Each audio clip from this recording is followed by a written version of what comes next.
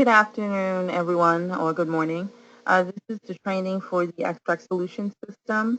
Along with this training, you will be receiving um, a policies and procedures manual as well that goes over the policy for the Extract system.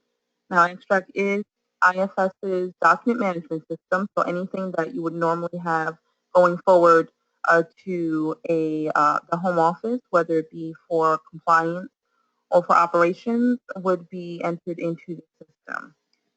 Now, I just wanted to introduce myself. First of all, my name is Janet Bentley Ewers. I'm a Vice President of Compliance at IFS Securities.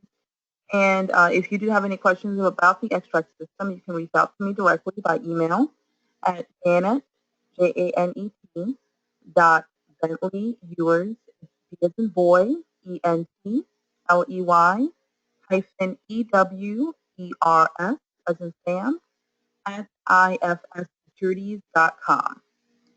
Okay, so the extract system, actually, I'm just going to share my screen so you can see it. Now, this is the Extract Solution System or home page. So basically, you would plug in the Extract home address or the URL, which is https semicolon or colon and then double backslash dps.extractsolutions.com. Now, once you plug that in, it will come up with a page where you'll need to input your username and your password. Now, all of IFS's usernames start with capital IFS underscore and then a series of letters, a series of numbers. So this is my user ID. And you should have your own user ID. If you do not, just email me and then I can have the vendor create it for us. And then you'll also plug in your password.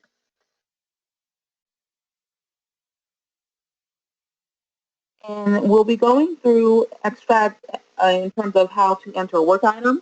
And then we're going to quickly go through what we call the fax out process, which is where you're going to ultimately be faxing out paperwork to the clearinghouse, whether it be through Raymond James or Sternergy.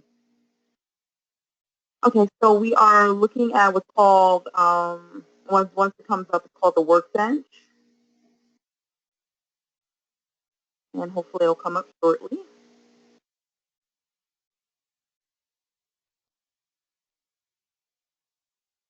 Let me see if I can pull it from.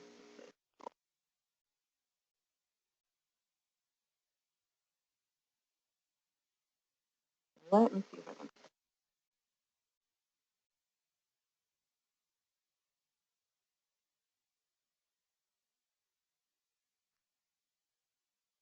Okay, once again, you plug in your user ID and password.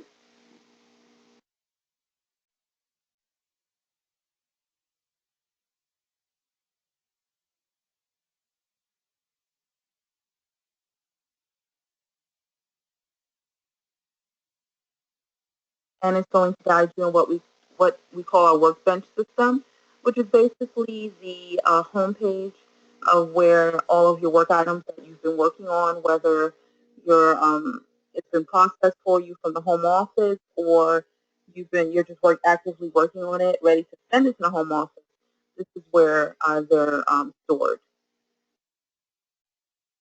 And of course, there's an issue with workbench here. I apologize. Let me just see if it's downloading here.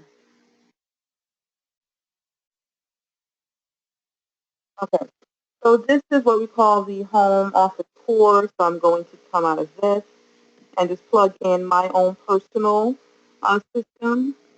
So I don't have anything listed here, but if there was any outstanding work items, they would be plugged into this side. I'm just going to go through the work item workbench area, or excuse me, the extract work item area, so that you can see what you need to use and what you don't need to bother with. Okay, on the left-hand side, there's a list of different areas.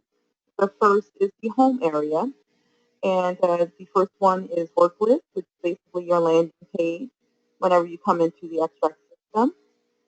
Next one is the search area, which is where you'll be plugging in either client information or the work item number if you want to search for documentation or for information on a client that's already been processed.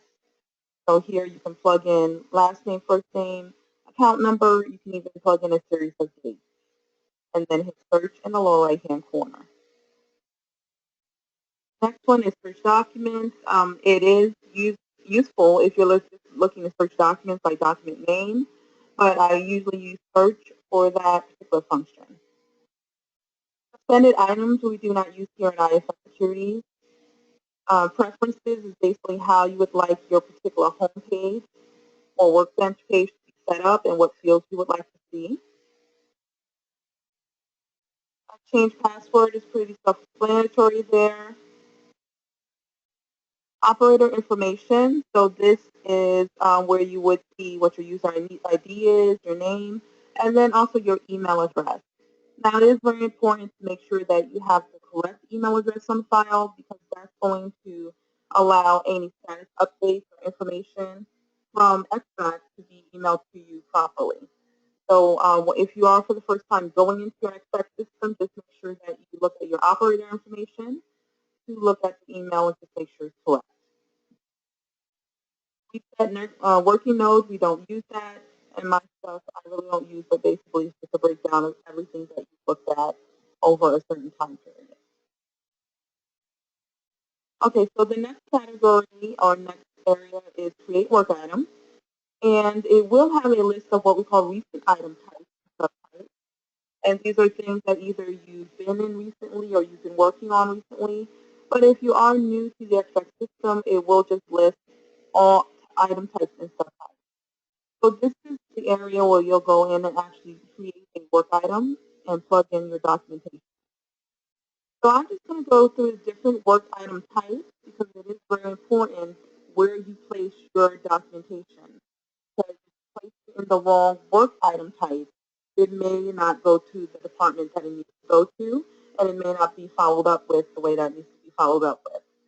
Now, the current process is that you submit paperwork, but then once the paperwork is processed, it needs to be signed off by a principal. You forward that with the principal's signature on to the clearinghouse. With new accounts, you create the account number, then you input the documentation into XTRAC. So a principal can review it, sign off on it, and then you can forward or fax that copy, the signed principal signed copy over to the clearinghouse. The same thing with any type of maintenance documentation. You can submit that directly to the clearinghouse or to the vendor. But you still need to place that into the system for our records. Okay, so the first item type we're looking at is ACAT. And I'm just going to go through once again each one in a little bit detail. That's just if you're looking, if there's an existing brokerage account and you want to add funds or securities to the brokerage account. Now that's under item type, and you would select, after you select the item type, a subtype for you to for where it's going to go. So whether it be Raymond James or Carnegie, whichever one's your clearinghouse. Brokerage accounts is basically anything that you're, any new account that you're setting up. Once again, you're creating the account number, plugging it in, and then you're also plugging in the paperwork. Compliance is just basically anything having to do with compliance, such as acquisition, things of that nature, and that's anything having to do with compliance besides marketing. Correspondence, I'm not too sure why this item type is here, but it's, it's a separate item type if you want to plug in correspondence. But we do have this also under our marketing item type. Direct mutual fund transactions include anything having to do with direct business with mutual funds. So that can include 529 college savings plans, IRAs, or regular taxable accounts. Those are things that directly help with the vendor. DVP is a fixed income niche, so if you use that, you would plug that in there. The fact out process is something that I will discuss later as an item type. Fee-based, we do not currently use this. We are phasing it out, but because there are still some work items out there, we can't close it out completely. But instead of using the fee-based or managed accounts, or excuse me, instead of using fee-based, you'll want to use managed accounts as the item type. And you can select within managed accounts if you would like fee-based or if you would like commission-based. Fixed life and annuities has to do with anything with fixed annuities, life insurance, or index equity annuities. Equity index annuities. Anything on the non-security side for life insurance. Even though it necessarily doesn't need approval, we still need to review it and have it on our record. And that needs to be reviewed by us and entered and return that to you before we can forward it on to the vendor. The next item type is maintenance. And that's basically a catch-all of anything having to do with the account, brokerage account, after it has already been forwarded to or put into effect, excuse me. So maintenance, and we'll take a look at the subtype, includes address change, beneficiary change, customer updates. Now, I do want to point out broker-dealer change is listed under the maintenance item type. So that's any VA annuities or VAs, any type of annuities that they have, any type of direct business that they have, and that you're just changing the broker dealer on file. You want to make sure that you're putting it under maintenance and BD changes. Something else I want to point out here is mutual fund switch.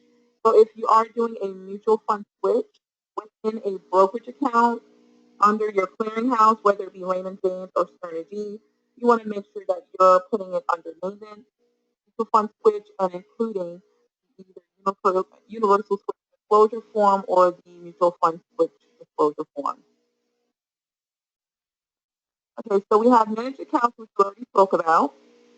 Marketing, which is basically anything having to do with client materials that you're giving out or that you're presenting. So this is seminars. It includes also websites, reprints of ads or articles, anything having to do with anything that the client is seeing or you're putting in the client's hand. Money movement is any type of money movement out of a non-retirement account. So that could be through ACH, which usually are periodic payments or monthly payments, a check request, one-time check request, or a wire request. Now, with wire requests and ACH, we do need letter of instructions or instructions on file. Next one is public non-traded investments. We don't currently offer that, so that we wouldn't use at this current time. Retirement distributions is the same as money movement in terms of subtypes, so you can either set up an ACH, which is going to a bank, a check, or as a wire request. But for all three subtypes, we do need letter of instructions or instructions on file. And then the last one is variable annuities. Okay, and then if we go down, we'll see that there's open windows. This is basically what's open here. And then we work items and that we touch. And then finally at the bottom, it talks about session information, basically information about yourself as the user on the platform. Now along the top, there are icons. Now these icons correspond to the lists that are on the left-hand side. So this is work list, and this is work list here. Create work item, which is the same create work item down here. Work items, which is work items down here as well. So just know that this all corresponds to anything that's on the left-hand side. So it depends on what format you want to use it in. Preferences is the same preferences that's listed over here.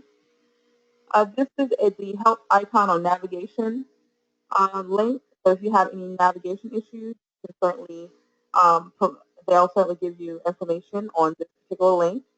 You can also reach out to XTRAC directly, which is a third-party vendor that offers this platform, and their email address is XTRACWalkThru112016, all one word, at fmrfrankmaryralph.com. And then we have your information and then the logout button.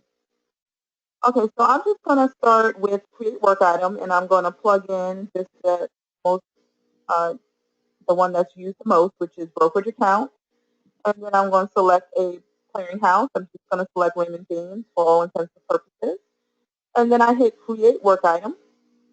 And that's going to guide me to a blank item, a blank work item page. So on this page, we already have brokerage account, and we have the subtype as Raymond James, so it's a Raymond James brokerage account, and the status is in process. And we're going to leave it as in process until we decide, until we want to send it to the home office.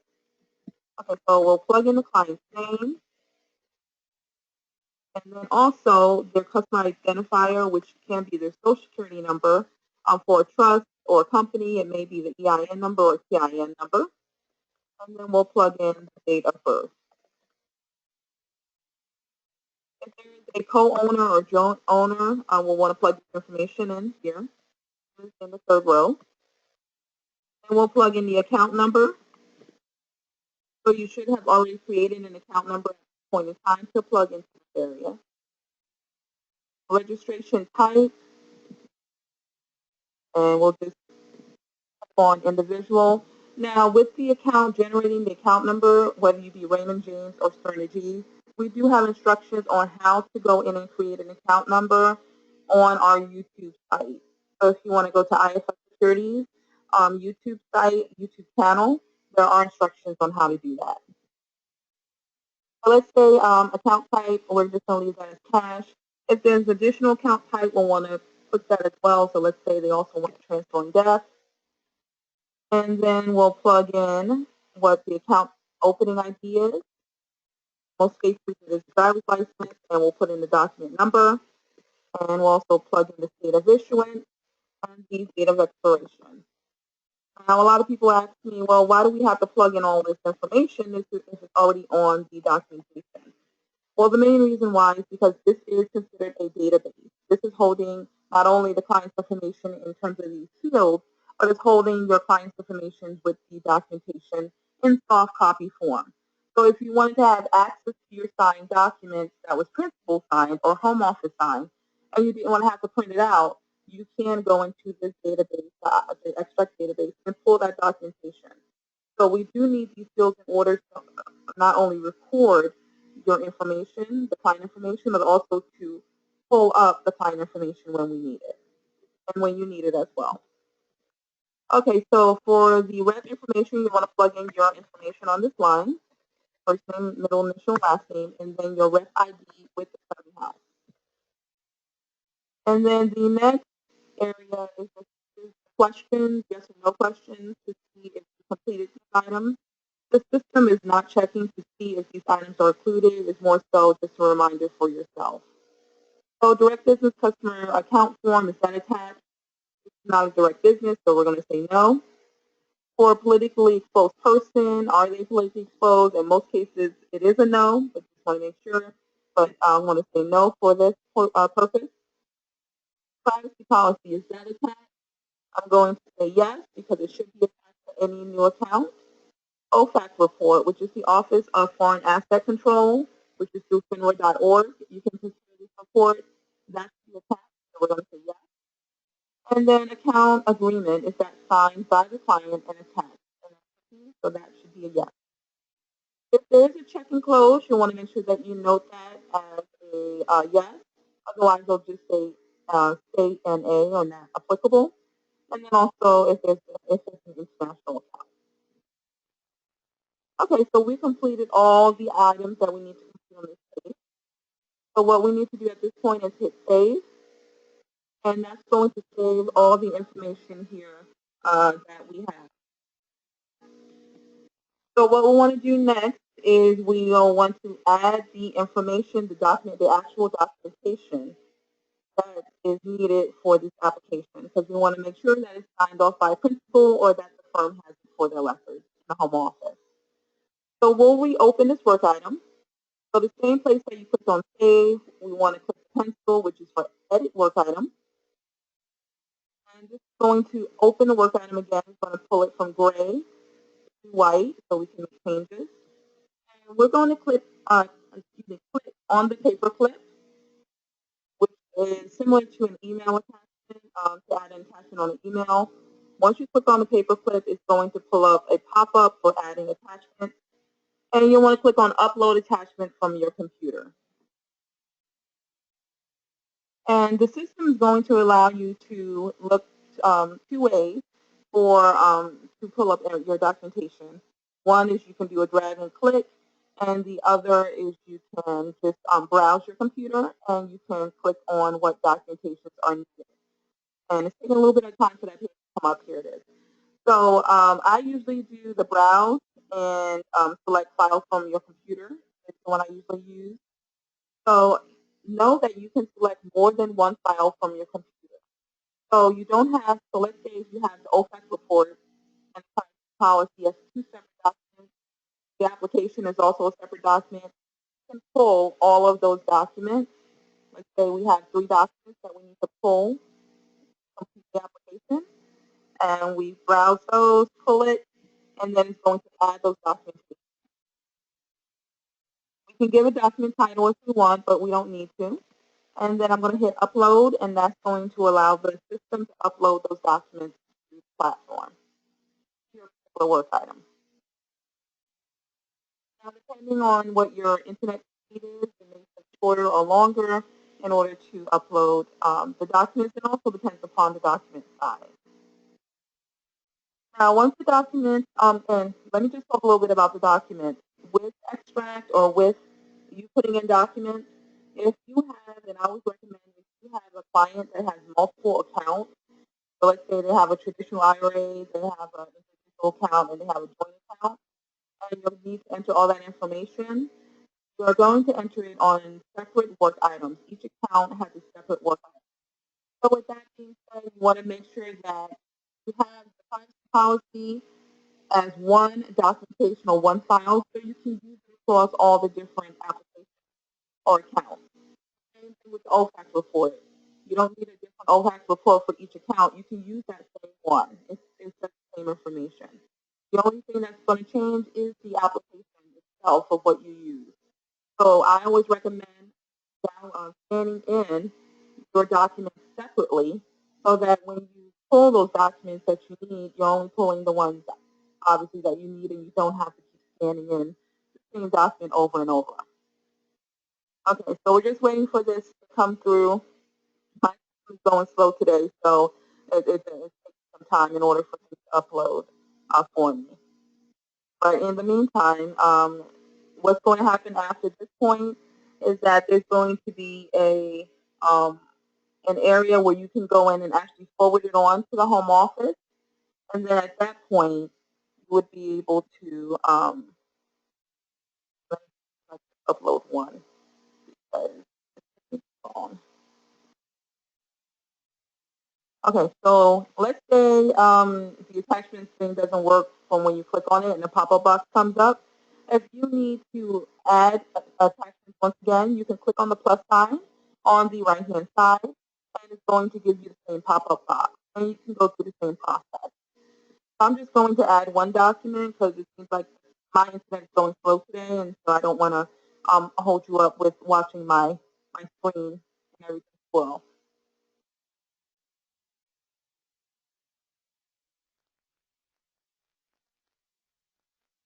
Okay, so I'm going to select one file.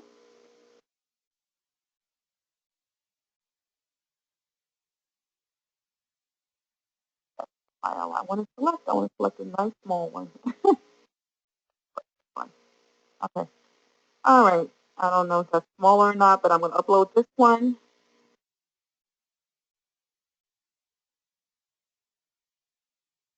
And then from here, we can go through and save it.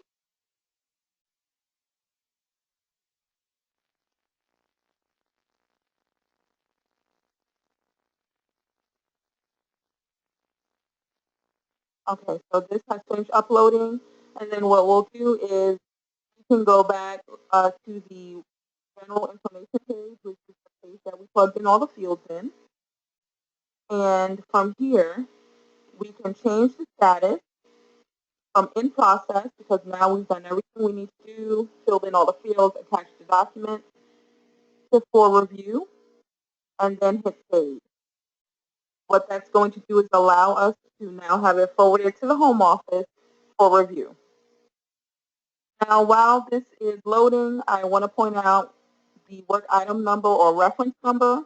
You may want to jot this down, or you can do a print screen, and then from there you'll have this available to you. So if you have any questions about the status of your work item and you want to reach out to the home office, they'll be able to assist by you giving them the number.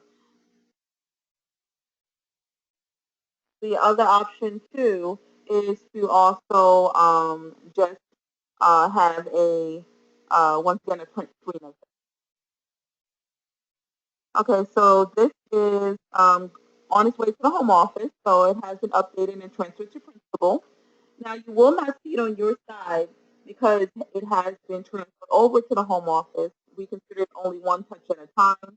So while it's in the home office, you would not be able to view it. Only when it's been processed and everything's been completed will you be able to see it.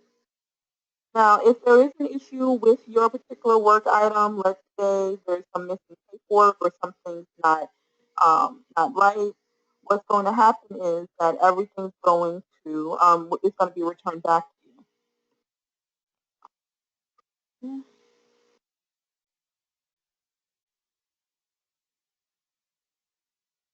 It went to the home office. So let me just look.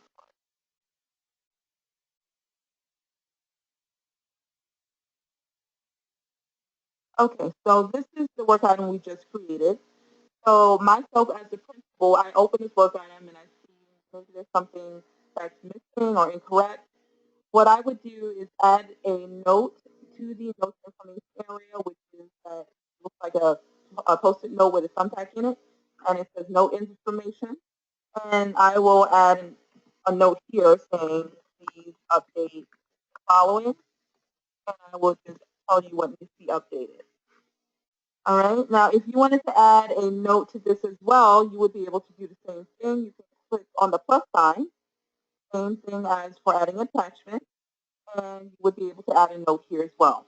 The notes are timestamped, so you would be able to see when the note came in and who entered the note. They'll give you information on that. The other option is if there's a short note, there's nothing long, there's something brief that you need to update, then it's the work item memo section that it will be plugged in on. So you can also look at the work item memo section and see what needs to be updated. Now, if there's anything that needs to be updated, once you provide the update, then you would be able to go in and update the paperwork to the attachment. So deleting the old, instead of deleting the old, instead of deleting the old attachment, you would be able to upload a new attachment with the corrected information. Okay, so let's say we upload a new attachment with the corrected information, and we go back in. We put the work item back under for review, or it's still under for review, and everything looks good. On the principal side, we approve it. And once it's approved on our side and we sign off on it, it's going to go to operations, and then operations is going to forward it to you as processed.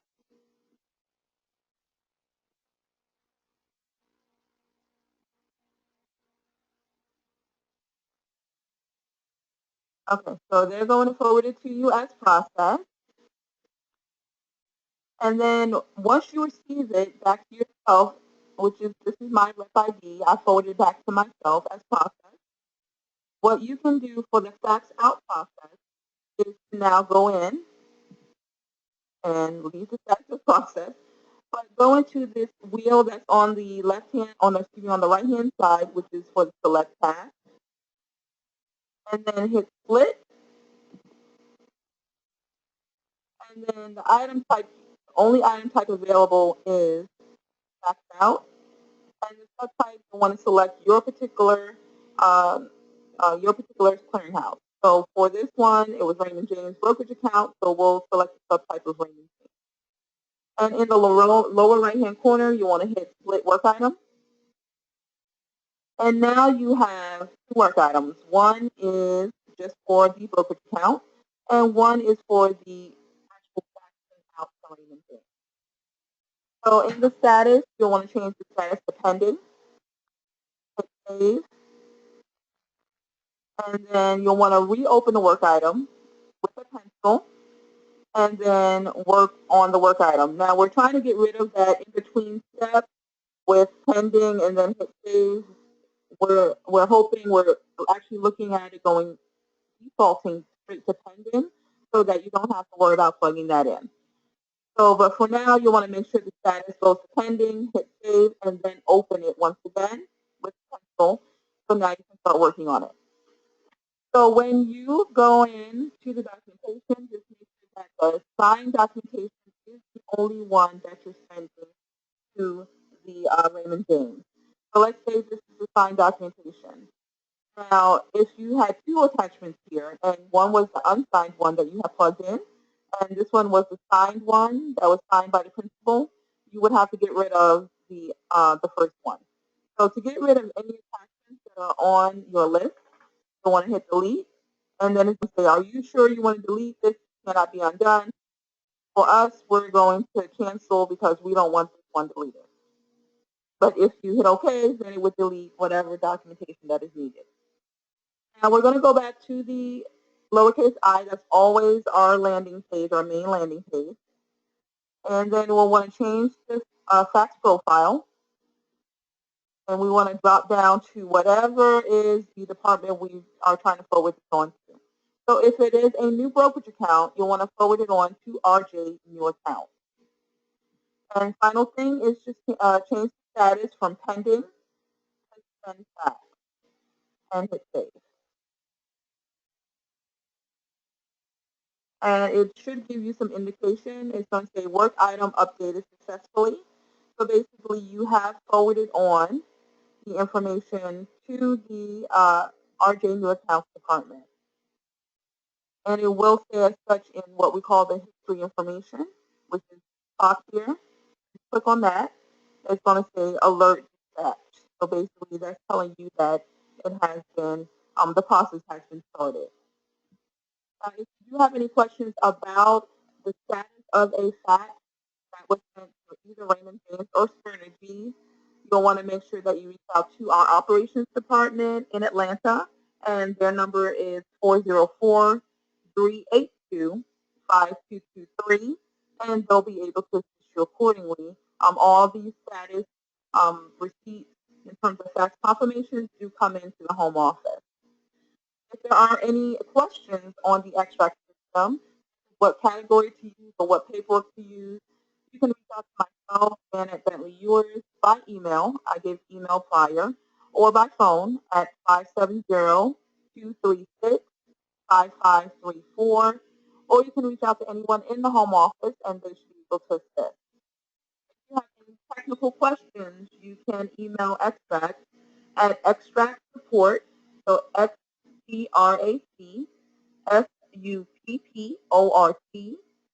at fmrfrankmaryralph.com. I hope this particular training was useful and helpful, and I hope you have a great day. Thank you so much.